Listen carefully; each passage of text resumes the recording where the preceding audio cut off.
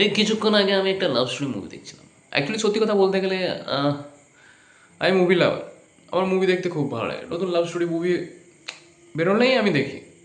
সে south হোক, বলিউড হোক, বাংলা হোক, আর সব কিছু দেখি। ঠিক আছে, তো মুভি দেখতে দেখতে আমার একটা কথা মনে পড়লো কি, ছেলেটা গিয়ে মেয়েটাকে প্রপোজ করলো, তারপর পটানোর অনেক চেষ্টা করলো, তারপর পটে গেল, তারপরে তাদের লাভ স্টোরি শুরু হলো, মানে প্রেম হলো, ভালোবাসা হলো, তারপর নাচ গান। না, মেয়েটা ছেলেটাকে ভালোবাসে এই কারণে তারা নাচছে, দুজনেই নাচছে, কিন্তু পেছনের লোকগুলো কেন নাচছে? না বলো, তারা দুজন ভালোবেসে তারা আনন্দে নাচছে, পেছনের লোকগুলো কেন নাচছে?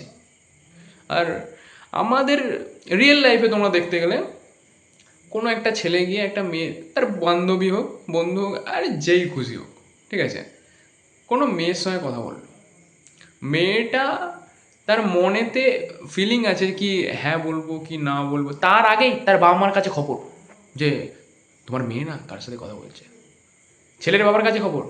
হুম, ছেলেটাকে সামলাও, রাস্তায় মেয়েদের সাথে কথা কথা বলছে, হাত পাত ধরে ঘুরছে।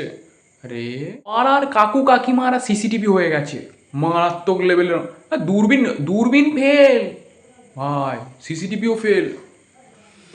সামলাও কাকিমা, তোমার মেয়েও এরকম করছে, নিজের মেয়েটাকে সামলাও, তারপরে লোকের ব্যাপারে নালিশটা দেবে। আর শেষকালে একটাই, রিয়েল লাইফে কোনো মেয়ে সিঙ্গেল আছে এখন? না, যাকেই বলি হয়তো হাঁটুর বয়সে মেয়েগুলো তো বয়ফ্রেন্ড আছে। মুভিতে তাহলে কি করে মেয়েগুলো সিঙ্গেল হয়ে যাচ্ছে?